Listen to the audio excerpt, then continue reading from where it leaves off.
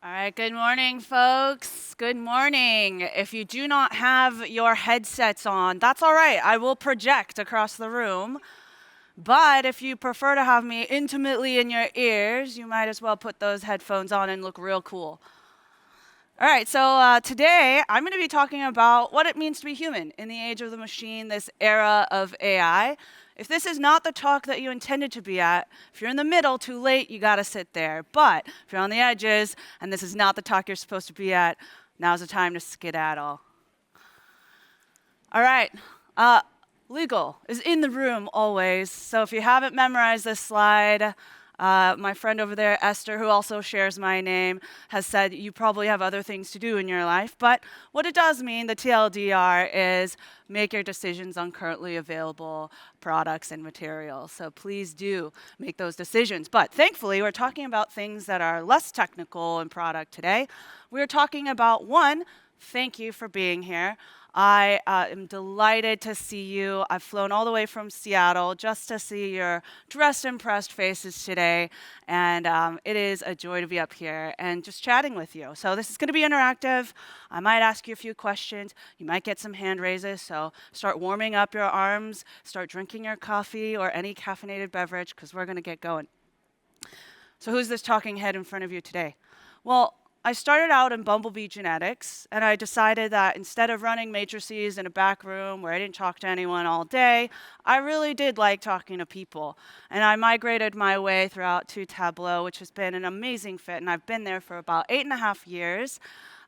Just really talking to customers about their implementation, what it means in the age of analytics, how does it work with their architectures, and where are we going next. So as you can see, 2024 in TC, demoed in the keynote, been involved throughout just talking about our roadmap and where we are in our AI strategy and portfolio. And we're here today in London, which is amazing. So thank you. And I'm really excited to talk about something. Coming back from Thanksgiving, which, in the US is this like family adventure. I always think that, Thanksgiving or a family reunion is like a good database. You're like, what are you talking about? Well, I think that in any good family gathering, there are things that are known knowns, known unknowns, unknown knowns, and unknown unknowns. What's a known known? Someone always brings great pie. What's a known unknown for those in the back? Someone will guarantee they will corner you for an esoteric topic that they've decided they're going to lecture you for an hour on. What's an unknown known? A family tradition that everybody knows what it is but doesn't know why they actually do it, right? And then an unknown unknown is some spectacular family drama that you're just waiting to happen to explode into the arena, right? And so this is a great database. We'll always have things that we have knowledge about.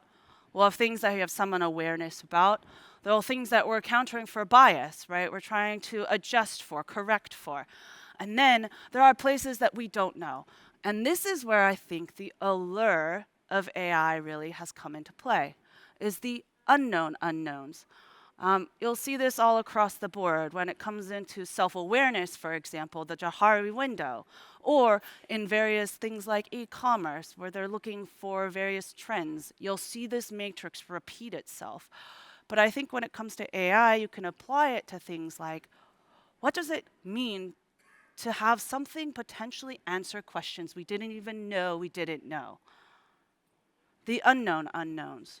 And that, I think, has been the expectation of AI as we've started along this journey of not only AI, but agentic analytics.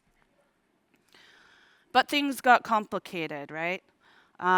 Anybody who's worked in data knows the 5 V's of big data, and AI is just an accelerator, right? So we better be pointing in the right direction as we move very fast into this future.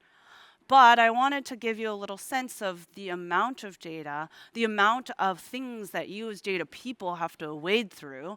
And because I'm also an artist, I wanted to do some artsy math with you here today.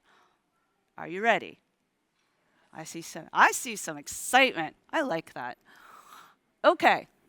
Now, visualize a gigabyte. That's 1 brick. What's a zettabyte? Well, a zettabyte is actually 3,873,000,000-ish, right? These are estimates, bricks, and that's 258 Great Walls of China. Has anyone visited the Great Wall of China? One person? You stand in front of it, you look up, and you're like, man, I really need to do some cardio in my general life. This is huge, right? Now, this also is a lot of 4K copies of my favorite movie, which is Finding Nemo. That's huge, right? And then any math major out here is free to correct me on these estimates, but no, they are estimates. I love to caveat that. And so if we're at 147 zettabytes per year, which roughly, anyone doing budget math knows roughly 12 zettabytes per month, how many Great Walls of China do we get? 3,096 Great Walls of China, right? That's how much data that we are really encountering, and it's only exponentially increasing over the years. And so what are we to do with all of that data and the overwhelming amount of potential insights that we can do out of that data? And I have never seen an era where we've had so much good data, actually. You know, we've migrated through these phases of, do we have enough data? Do we have quality of that data? There's actually great data out there, but I have seen this gap. And that gap is, what do we actually do with the insights we have? And that gap between the action gap or the decision gap has created this information anxiety that I see a lot of organizations going through, if I had to name what an emotion would be, coming out and into this era of AI. And so 6 months ago, I was talking in Sydney about what does it mean to be human in the era of AI? What does it mean to have meaningful work? And we've been through some changes in 6 months. Anyone familiar with Mara's change model will know that there are roughly 3 levels of resistance.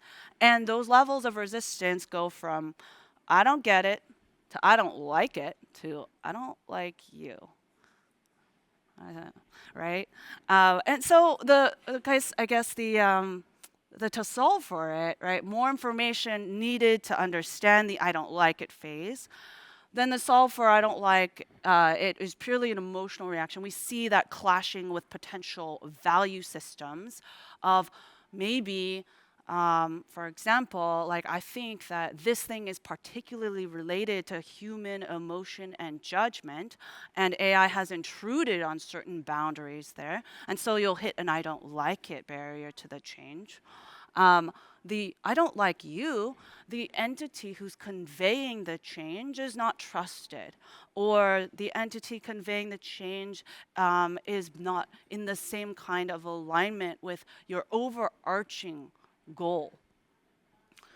And as we take a look at this recent CIO report, many people have come to the, I understand more about AI, now how do we apply it? We have moved from very much, a lot of folks have moved from, I don't know it, right, to I get it. There are some people who have come to the conclusion that even if I know it, my value systems in certain places of AI, not AI in totality, there are certain things I don't like it for.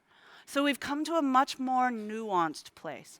Now, I hope that no one today is here and I don't like you, and if so, I'm sorry, I don't know what I did, but come talk to me. But these are the 3 areas, right, that you see resistance to change. And why do I mention that? Well, because I think every single organization is going through change. And change management when it comes to people is one of the top things that I talk to executives or anybody who's looking to incorporate something new. Right? It is not just a platforms or technology problem that we're facing today. It is both a people and platform conversation. And the people are the folks that are using these platforms, the technology they're in. So I think it's really important to start thinking about the emotions and also kind of the processes as we move through this era of AI. All right. When I lecture at the local university, the University of Washington in Seattle, a lot of, fresh-faced analysts who are majoring in science of business analytics are like, what do I do? What is going to get me a job? And I'm like, this year, and I go back every year, as long as they'll have me, I looked at a group of 93, young students and entering professionals in this world, and I said, you're in an amazing place. And a lot of people looked at me with questions written across their face because they're like, but isn't AI here to take my job? I was like, no. There are fantastic opportunities, right? As long as you're investing in some of the skills. And so what I talked to them was there is unlocking the unstructured data. We've seen structured data over time really started to really be plumbed for the insights and the ROI. But the unstructured data in voice, in text, in conversation, in video, these are things that still we have a lot of work to do as far as extracting the ROI and the insights there. Semantic definition, and we'll talk more about this just in a bit, around what does it mean to get meaning out of your data. And there is a lot of work to be done. I think everybody has been very intentional about their architecture over time. We've talked a lot about what does it mean to put it in the right space, in the right format, in the right casting, etc. But have we talked about the intention behind how do you tell someone else what it means? Data dictionaries are a good way to start that. But how, in this world of AI, do we tell the agents what it means? Semantic definition being one of the skills to be intentional about the why behind your data. And I also talked to these students about contextual interpretation. I'll talk about that more. And we just talked about change management. And how do you regulate some of the emotions when you come to something that is a new, which is a change? But first, I want to ground in Tableau's mission statement. We help people see and understand and act on data. And a lot of people over-index on see, right? I am an artist. I love seeing the form that you can create out of data. It is art. It is amazing. But business intelligence has always been about the intersection of form and function. And then some people are like, okay, well, we need to act on data. I'm like, wait a minute. If you forget that we have understand in our mission statement, you've missed the power of Tableau. And especially in this era of AI, I think our duty as data professionals is to help people comprehend what AI is telling them. The interpretation very much matters, especially in this area of AI where it's an accelerant. If you accelerate and you're going at a very fast mark, right? But if you're going 2 degrees off, you will miss the actual target. So we have a duty, and I think a compelling event to help people who are entering this DataFam as casual data users and maturing in their data understanding to help them understand what it actually means, the interpretation of the data. So when I say trident, what do you think? We're talking about meaning now. Any brave soul wants to just shout it out? No. Okay, I have some examples. Who of you, raise your hand, thought about top left, a trident? Excellent. Who thought about Poseidon? A few people. Who thought about the habit that my dentist desperately wants me to quit, which is the gum? One person, yeah. And then if you're from Seattle, me, right? You may have thought of our local baseball team, which is the Mariners, who use a trident to signal cool stuff. You got a home run. You did your job, right? And so what is this? Well, some people think about objects when you talk about a word. Some people have an association. Some people have cultural context, and some have lived experience that all come together to really put meaning onto this one word. And so what I ask you to think about is unified data. It is not enough in this world to just put it all in one place or take out the silos of data. Unified data does not equal unified meaning. This is super important. This is important because in the semantic definition, you will need to explain what does this particular field, this particular table mean in your use case. And that is why I think there's so much opportunity for data professionals who've been saturated in this data world to really provide the meaning for the data. we cannot avoid the context interpretation. And so as we think about other opportunities for data savvy folks like yourself, there's context engineering. Context engineering is not just prompt engineering, right? A lot of people use those somewhat interchangeably. There are other pillars of context engineering. Short-term, right, memory. There are some techniques where if you have a long conversation with an LLM, you can summarize that particular conversation to keep that memory going, but in a way that is efficient for the LLM. Long-term memory would be in the context of who are you as a person? What are your overarching outcomes? What are your goals, your objectives? Long-term memory may also be what is your role or your persona? Or what is the overarching goal of your organization, right? Prompt engineering is very specific to, okay, once you have defined all of that, instruction and guardrails included in that particular specific prompt to the LLM, that query has a prompt engineering aspect to it. And then, of course, there is retrieval, like fetching information from data sources that you may not have. Third-party data, a lot of folks maybe incorporate weather or traffic patterns if you're in logistics or supply. That would be part of the context that is engineered for the overarching agentic AI era. And of course, right, tool use. External information, making sure that things are not only readable to humans, aka the data applications we call dashboards, but also there are versions that are readable to LLMs to help them understand what is the context of what your query or your question is. All 5 of these are opportunities for, I think, this particular audience. I think you have the skill sets and the compilation to really add context to your work. And so now we get into AI, the complementary abilities with humans, and what AI cannot replace. And then this is where I say, this is just my opinion, and I would love to talk with you if you want to after the session. I love to debate it. I love talking about it. I was at a dinner last night. We had a lovely conversation on the ethics of AI. There's a paper out there that talks about what we as humans hold unique, what AI cannot replace. It shortens to EPOC, and it stands for empathy, presence, opinion, creativity, and hope. We can debate creativity, but I won't talk about that today, right? The empathy, I think, is something that we've all kind of had already discussions. So we're going to talk about opinion, judgment, ethics today. Context, I think, is really, really key in this agentic era. I don't know if anyone knows Tyler Vigen. He does a great blog.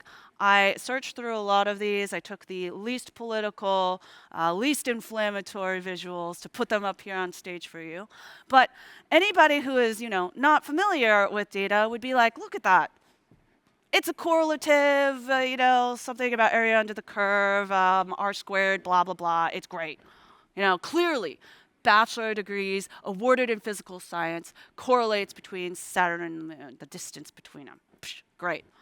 Number of books by Stephen King. The popularity is this a pigeon meme. Clearly, look at that pattern. It just tracks so well. And then this one. Popularity of the first name, Sarah, correlates with the remaining forest covered in the Brazilian Amazon. That chart cannot lie. Data is king, right? Data cannot lie to you. And air quality in Union City, Tennessee, which I have not visited in the States. Number of movies that Orlando Bloom appeared in.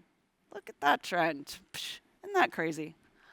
Now, what's problematic is he has an excellent correlation to it. He has a blog that is about what does this look like when it looks like a published paper? What does it look like when context and data is used in the wrong context to create something that looks very plausible?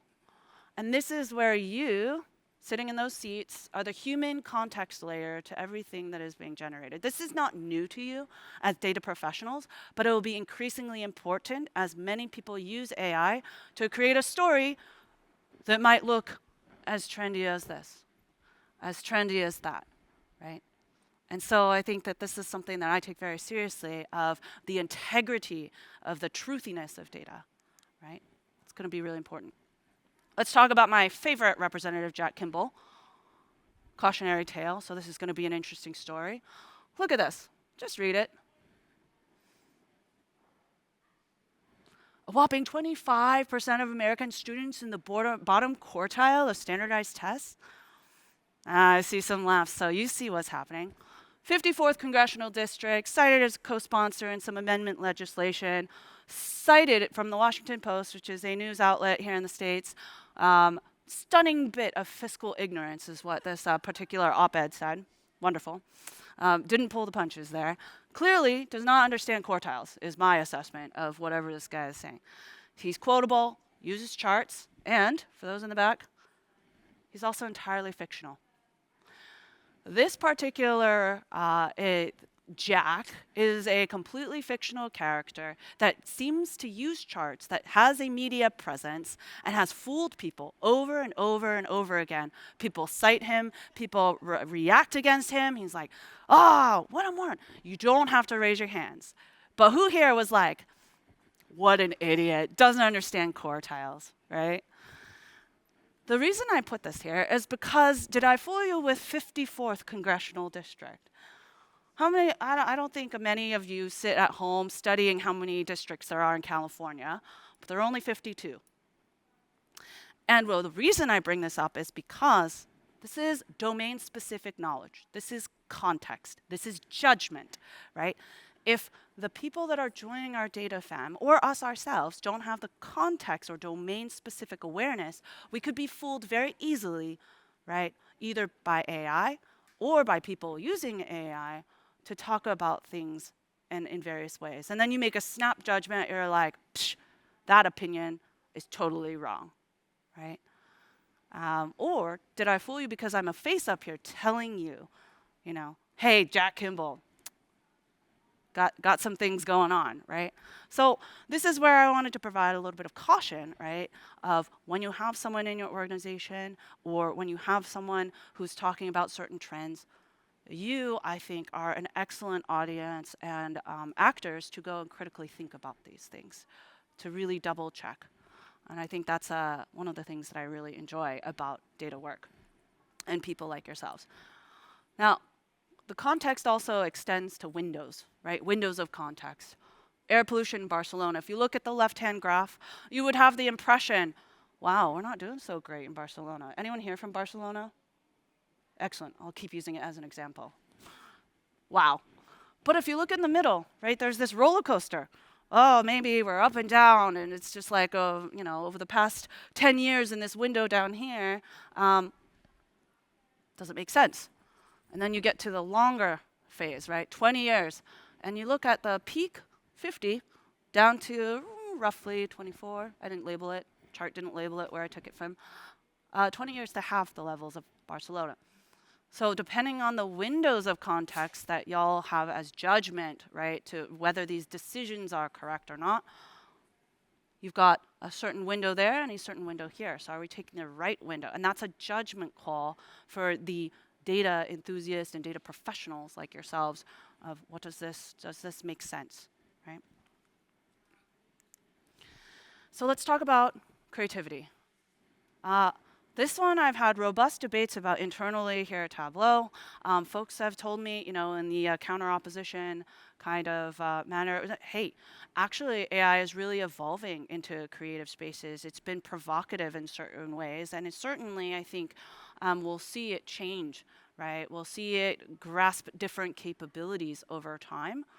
But I think that there is something where we have fundamentally human of, well, when we look at something, right, what does it spark? Is this AI or not? This one happens to be just a digital artist, right, who has created something amazing in a completely different world. There's someone standing in front of a beautiful corals, and it is actually a snapshot of many different coral studies over time. And they have taken these images to extrapolate in an artistic interpretation what this looks like. AI? Maybe. AI assisted? Yes. Creative? Yes. Where's the boundary? Are we being creative? Is AI being creative? Or is it a merger of both? And I think that that's something that I'll leave as an open question mark of what does it mean to augment the human rather than replace the human when it comes to our own creativity. There are studies that show that individual creativity has an immediate boost when using AI. They took a bunch of folks who are looking to write a very short paragraph or story, and the individual creativity went up, statistically relevant. But when they looked at the overall diversity of thought, the collective thought, that took a hit when using AI. And so I have some questions, and I hope you do too, around, well, what does that mean when we are creatively searching for strategies and tactics in a business and applying that to our particular work? Do we want to have individual creativity in these solutions, or do we rather prioritize creativity of thought, diversity of thought, to really find the right strategy over time for our particular work? And so those are things to think about. And of course, there are things out there, right, that AI has started to mimic. I use the word mimic cautiously here, but folks have been appreciating full-on classical compositions created by AI. And so this is an area where we see creativity that has currently been relatively locked into the human domain. But what I want to point out is that that creativity is very patterned. There are, if you've ever studied music, right, certain patterns and repeatable processes, if I take that into technology terms, that AI can replicate. And I think that that's where you can just mash them together and you get something that's relatively pleasing to the human ear. But can you do that with data? Can you do that in a way that takes a bunch of divergent thought processes and puts them together in an applicable and relevant way? That's an open question, right? And so as you think about the Tableau community, right, I have seen so many different applications of the same tool in so many different ways. And I don't think we're quite at that space where we can argue that AI is creative with data or curious about data. And that's where your value, your niche knowledge really can be leveraged. And I think that that is some really fun things. And ultimately, right, the Tableau community has been about connection. It is about human beings. And that is something that I think is one of the most excellent things here at the Tableau DataFam. So when we talk about hope, vision, leadership, there is no AI that can be said to be hopeful or create this vision of the future that in the same way that we do, right? And I'll leave you with this. Information, I think, is just data. When you put data and context together, it creates knowledge. Okay, AI is pretty much there, right? But knowledge plus experience is wisdom. And so for the longest time, you as data professionals have been labeled as knowledge workers. And I almost want to put it this way. Why don't we become wisdom workers? Why don't we create wise processes within our business to make wise decisions? Because this experience that you have is valuable. And so when you think about wisdom in your particular organization, we're creating sound action. We're creating this decision, right? The decision stack of Tableau, helping you out in the application of your experience. And that's not replaceable. And so I hope that really this is all about you. This is all about people, and this is all about connection. This is about the DataFam. And I think the empathy, the creativity, and the hope that we bring together, as well as judgment in our day-to-day when it comes to data, and the presence that we have here today, I think that's irreplaceable. And I think that that's part of what it means to be human in this era of the machine. So thank you for being here. This has been delightful. Please catch me after the session if you want to continue the dialogue. And I value your insights. If you have thoughts, do you want more of this? Do you want different topics? Please give us feedback. It's so, so very valuable. And we're here to make sure that this is valuable to you. So thank you very much. And with that, have a great rest of your conference.